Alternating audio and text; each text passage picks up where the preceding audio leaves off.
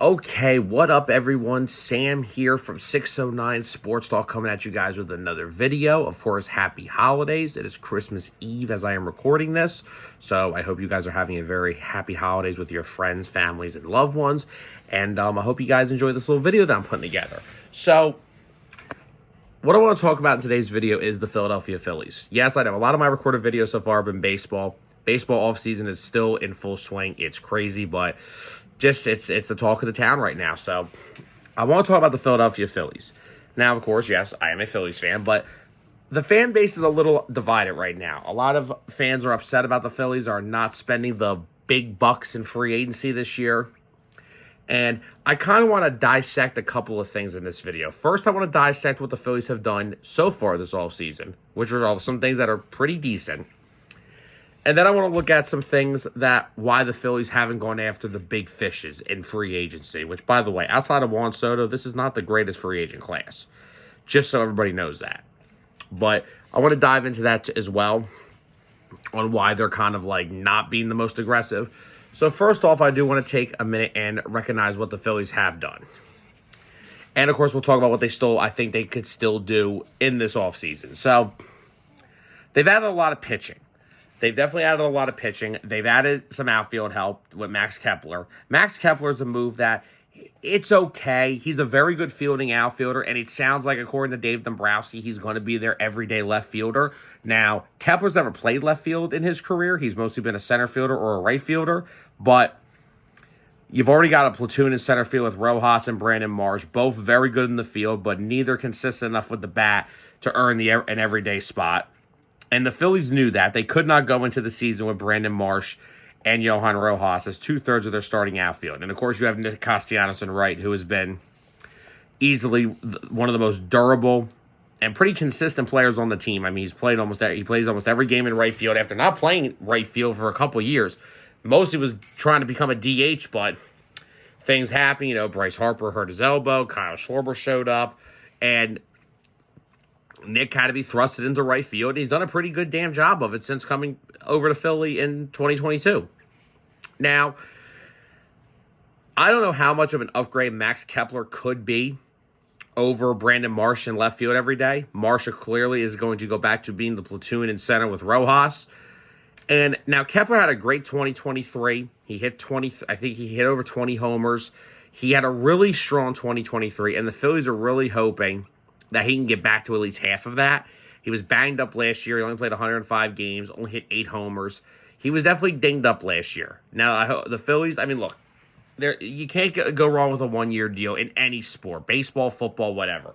Max Kepler will easily help a lot in the outfield defensively. He's a very good defensive outfielder, and if he could just give them half of what he did in 2023, it's an upgrade over Brandon Marsh in left field. Brandon Marsh in center field is also just as productive, though. I don't mind Marsh platooning with Rojas. Neither of them have earned a starting job on this team for next year. They're not consistent enough with the bats. They're great fielders, but they can't hit consistently. So I don't mind Max Kepler. There were some other options out there. And here's the real big thing, because this is really the only position player the Phillies have signed. Let me explain to you guys about this real quick. After the first 2 weeks of the offseason started, you knew right then and there with the way everything was going, the Phillies were not getting Juan Soto. I know we were talking about it, we were boasting and making jokes about it, but they were never getting Juan Soto. They were never going to give him that 15-year deal, that $700 million deal. Good, let the Mets go deal with that. Whatever, the Mets got him. Who cares? Outside of Juan Soto, the position players in this free agent class are all basically the same things that the Phillies fans bitch about when it comes to the current team. What are the Phillies fans upset about? High strikeout rates, swinging at garbage pitches, right? Well, some of the best remaining free agents are just like that, except some of them are worse. Like Phillies fans, do you want Anthony Santander, who's going to hit 230 and strike out damn near close to 200 times? Here we got Kyle Schwarber doing that. Teoscar Hernandez, another guy. Yeah, he had a great year. Played in the lineup with Ohtani, Betts, and Freeman. You think he's going to come over here and become a superstar and carry a lineup? No, he's going to hit 20-something homers, hit 250, and strike out to 165 times. A big reason why the Phillies haven't gone after these big position players that for multi-year deals is because they all kind of fit the same motto that the team already has. So why go on and make it another money guy that's going to strike out 1,000 times? They already have those guys. And so, but no, I like Max Kepler. If he's healthy, he could easily be productive in left field. I think he's easily going to upgrade them defensively. I think now that you can put Marsh in center more, along with Rojas, they're both very elite defenders. With Kepler in left, hopefully he gets used to left field. He's never really played in his career. And Nick in right, that's the outfield. Infield's not going to change. Alec Bohm is not getting traded. The only guy that would be coming in here is if you trade Alec Bohm, is you get Alex Bregman. But I'm not giving Alex Bregman $200 million at age 30 years old when Bohmer's 2 years younger. And I get Phillies fans' frustrations with Alec Bohm from last year's postseason, but you got a whole bunch of guys you could be holding accountable for that. Could it be Bohm? Sure. It could also be Bryson Stott, JT Realmuto, Kyle Schwarber, Trey Turner. It could be a lot of guys. So it's not just Alec Bohm. I get the frustration with Alec Bohm. Personally, I don't think he should be the cleanup hitter. I think you're doing him a disservice by making him the cleanup hitter. I think personally he should be either hitting in front of Bryce Harper so he gets more pitches to see, or he needs to be hitting 5th or 6th. He is not a cleanup hitter. I get he has a lot of RBIs. I get he hits a lot of doubles. But until he really develops his power and drives into that 30 homer mark, he's not a cleanup hitter. That should be Nick Castellanos, and it should always be Nick Castellanos. That's what Castellanos was paid to do to come here, was to protect Bryce Harper. Now, the Phillies have been very involved in the pitching market. They have added some bullpen help. They, of course, got Jordan Romano from the Blue Jays, 1-year deal. Romano, from 21 to 2023, one of the best closers in the game.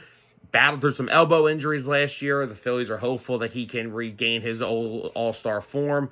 So am I, because the Phillies bullpen right now is a little weak. I will talk about that just in a minute here. I would like to see the Phillies add more to it.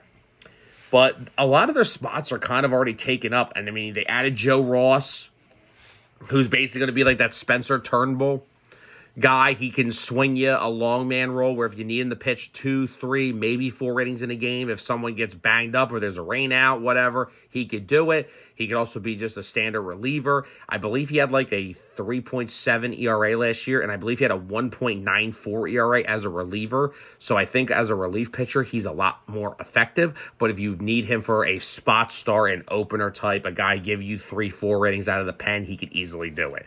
Another guy that can give you multiple innings and out of the bullpen is Tanner Banks, but I wouldn't trust Tanner Banks past 2 innings. Now, with the way the Phillies bullpen is shaping up, they still believe they have one of the best bullpens in baseball. They still believe they have one of the best pitching staffs in baseball, which still may be true. And we're going to get to that starting rotation in a second, because that rotation is really good. I think it's honestly maybe top 2 in the National League, maybe top 2 or 3 in baseball. But if you look at the Phillies bullpen right now, the first guy out of there, if you need him, would be Ross, who would be that swingman guy. Your 2 guys that would come in and maybe do some innings eat-ups, like 1 inning here and there, would be Tanner Banks and Jose Ruiz. They tendered a contract to Ruiz in the offseason. He was very good for the Phillies in the first half. Had a couple bumps in the road in the second half, but he was still pretty consistent. Had a 3.7 ERA, 52 strikeouts in like 50 innings. He was serviceable for them last year. He came up big in some spots. And Tanner Banks will be that third lefty, because the Phillies love carrying left-handed relief pitching. They have 3 of them, so Banks will be there.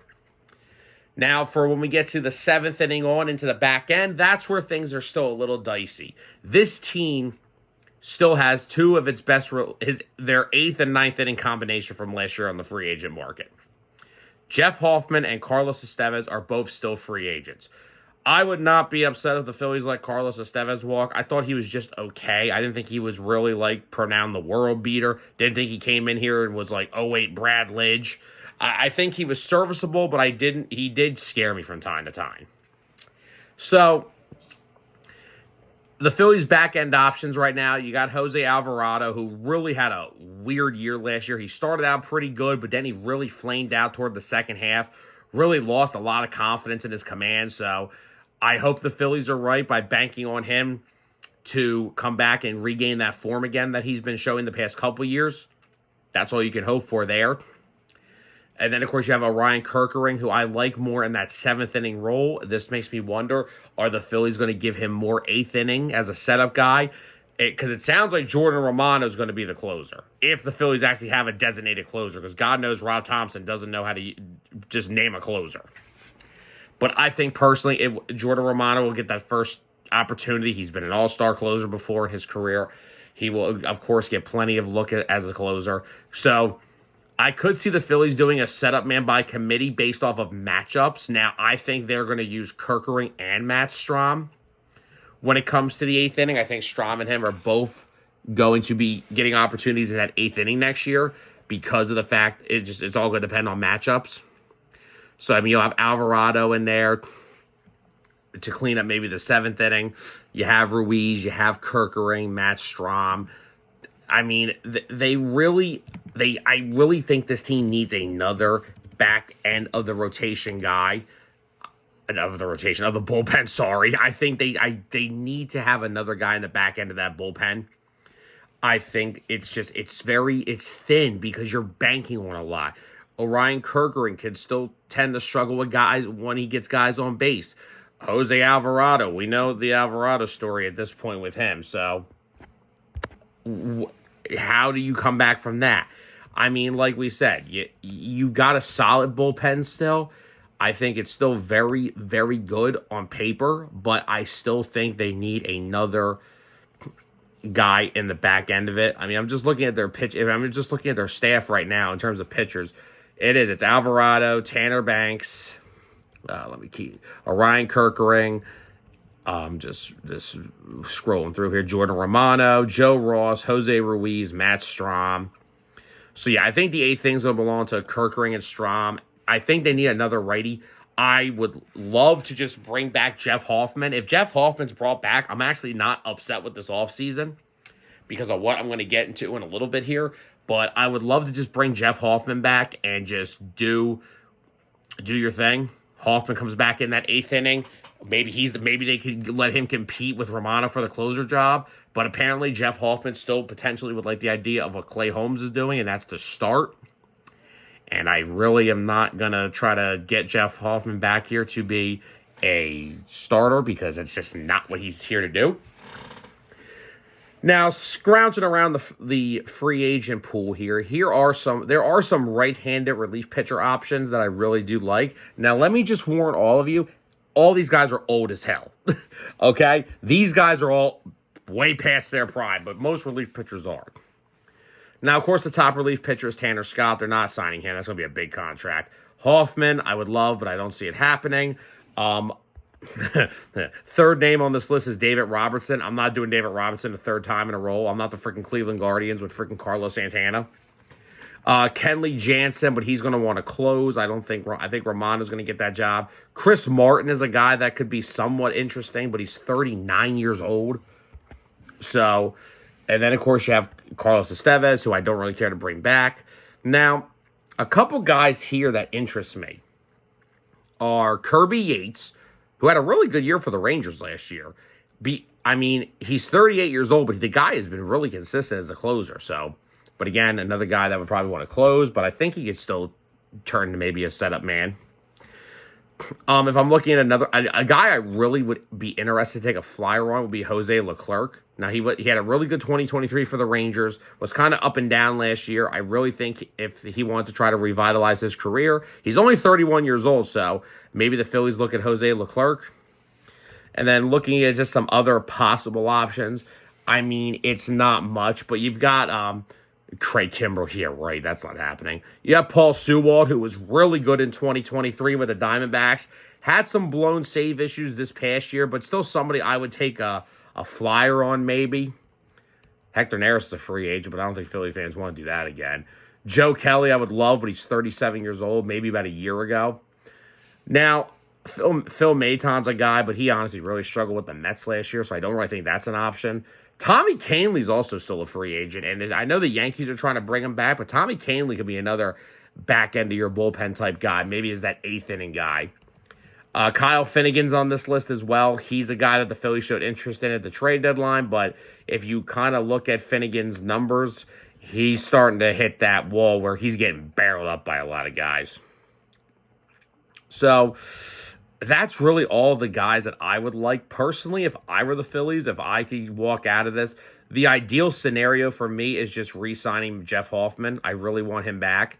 But if I had to look at some other guys, Paul Sewald is a name I would be very interested in. I would love to have Kirby Yates. I think he's another very solid option. Jose Leclerc is probably the guy I would look at first because he's 31, and I think he could really bounce back after a rough 2024 and come here. I think it would really help the Phillies out a lot. I think it's a guy that they should take a look into.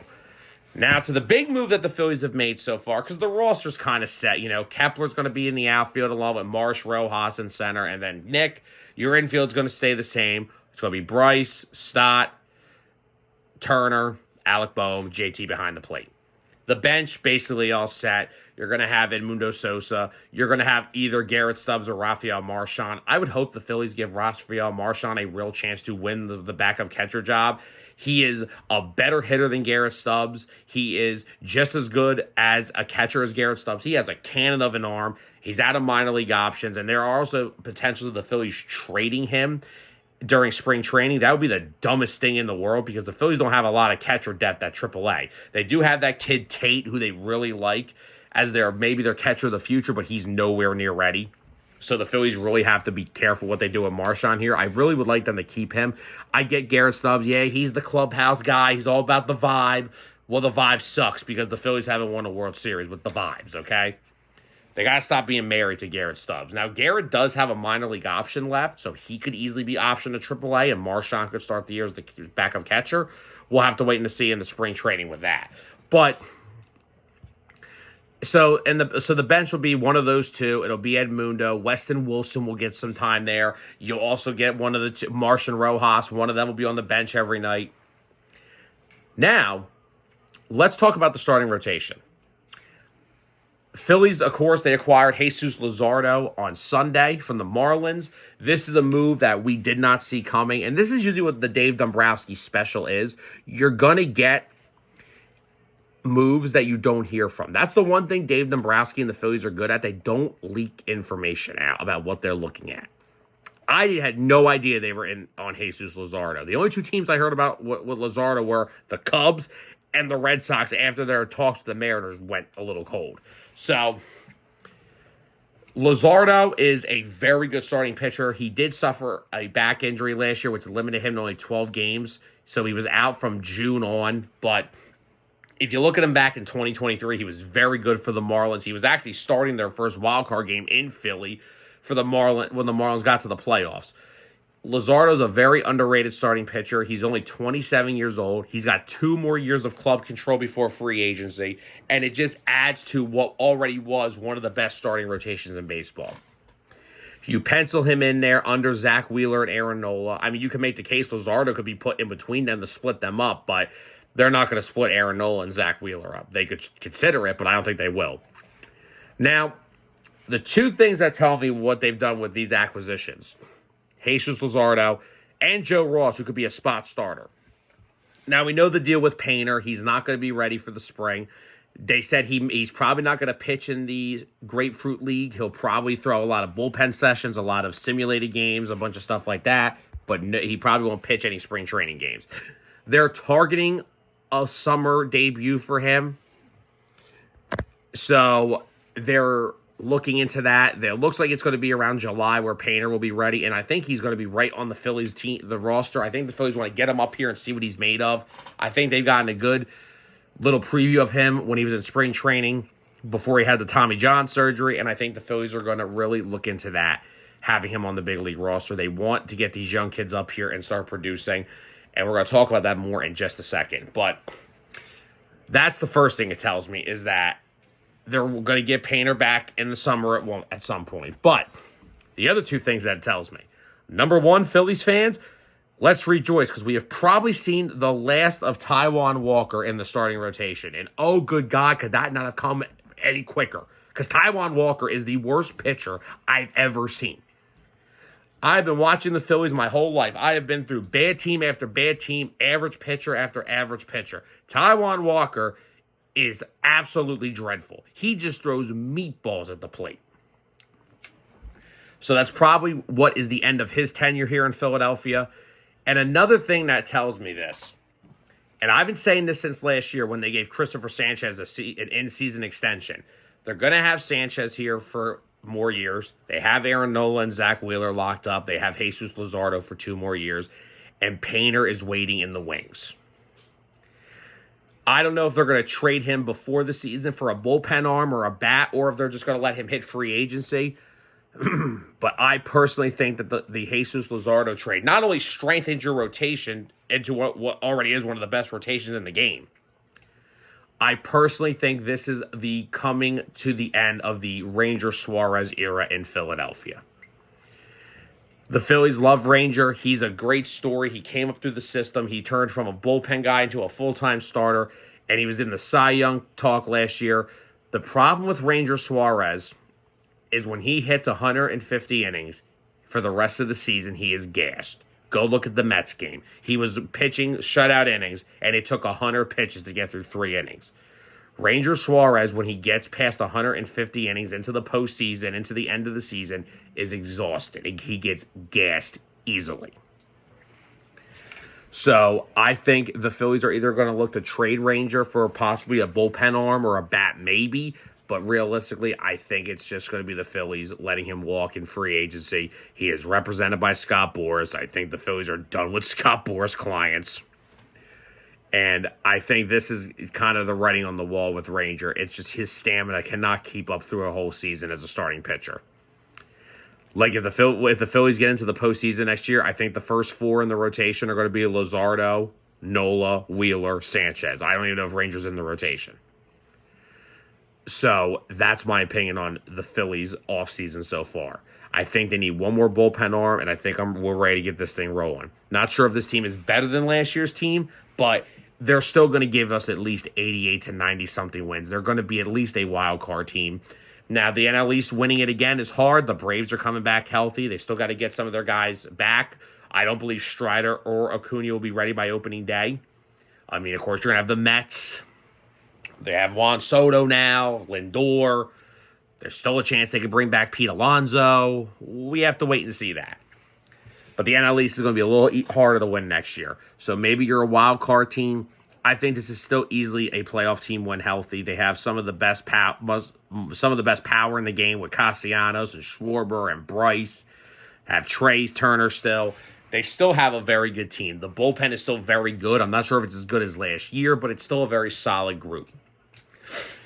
Now, let's get to the back end of this video before I get out of here. And I want to talk about why the Phillies have not been big spenders this offseason. You know, 1-year deal for Max Kepler, 1-year deal for Jordan Romano, 1-year deal for Joe Ross. All right, they traded for Jesus Luzardo. But I think the problem here is, Philly fans, we've been spoiled for over the past 5 years. You know, 2019, right? Stupid money year. Bryce Harper comes here. Then after that, Zach Wheeler signed here. Then after that, you brought in Kyle Schwarber and Nick Castellanos. You extended JT Realmuto. Then you signed Trey Turner to a big deal. Then you kept Aaron Nola on a big deal. I know the Phillies aren't afraid to spend, but at some point you do have to start shedding a little bit of payroll. And I think what the Phillies are telling us here is we are still going to compete for the postseason this year. It is still World Series or bust, but we may have to take almost a pause year on big spending. Because they've been spending. I mean, look, they gave Aaron Nola, what, $170 million? Or something of that nature. They gave Trey Turner $300 million. They gave Kyle Schwarber $80 million. They gave Nick Castellanos $100 million. They gave Bryce Harper $330 million. Zach Wheeler got $119 million the first time, and he got another 3-year extension this past all season. They have spent a lot of money over these past years to get this group together. But however, you have to look at it this way, right? I think this comes back to 2 things. Number one, they have to think of extensions for their younger players. Bryson Stott may have had a down year as a hitter, but he is still one of the best second basemen defensively in baseball. And regardless of your opinions on Alec Boehm, go find me a guy that continues to drive in 75 to almost 100 runs a year. Okay? There ain't many third basemen you're going to replace him with. Okay, you want to go give Alex Bregman $200 million? That contract will look terrible in 2 years. And I ain't trading for $35 million a year of Nolan Arenado. We're past the point of me wanting Nolan Arenado. The Phillies get Arenado, it's not going to be any different. Same thing as the rest of the lineup. The Phillies are going to have to start thinking about extensions for guys like that. And now, the other thing is, the Phillies are continuing to not spend on by getting rid of their big-time prospects. Justin Crawford, Aiden Miller, Painter. They're not willing to give these guys up. Tate, their catcher. They're not willing to get these guys up. I'm surprised they gave up Starlene Cava to the freaking Marlins. But you can't hoard all your prospects. But the Phillies have a bunch of young kids waiting in the wings. Sometimes you just have to shed some payroll, let some of these kids have some time to get up here and see if they can play. And then if not, you'll have the payroll again to spend. Because after 2025, remember this, Kyle Schwarber comes off the books. He's $20 million a year. JT Realmuto comes off the books. He's $23 million a year. And no, I do not believe the Phillies should give JT Realmuto a contract extension. He's a 34-year-old catcher coming off a year where he missed a lot of games with knee issues. That does not translate to go in a positive direction at all. Schwarber, another guy, I love him. He's been one of the most consistent players on the team. I just don't know if having all these guys that need to DH makes a lot of sense. But they're both coming off the books. That's $43 million off your books next year. Ranger Suarez will be coming off the books next year. That's almost $10 million. Alvarado will be coming off of the books. That's almost $10 million.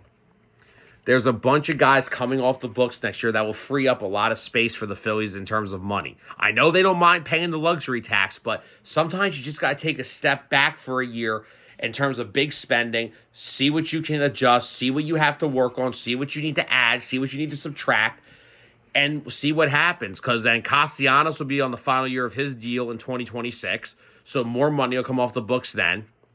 But I think this is just the Phillies saying, look, we know at least this year we have a team that's going to win us, when healthy, 88 to at least 95 ball games.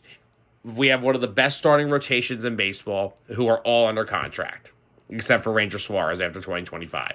We believe in our eyes what we still have is one of the better bullpens in baseball. I still personally think they need another arm there, but we'll see what happens for the rest of the offseason. And they still have a lineup that's going to mash the ball out of the ballpark. Now, do they need to get better at approach and stop chasing garbage pitching? Yes, absolutely.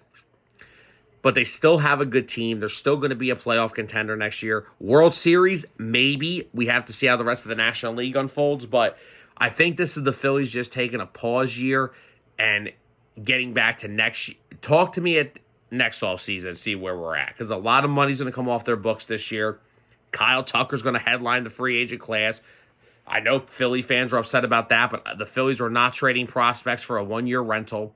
The Cubs had to do it, and the Phillies weren't willing to. I think this is just the Phillies saying we have to take a pause year. We're still going to be a competitive team next year. We just added around to the edges. You know, they add Max Kepler to shore up the outfield.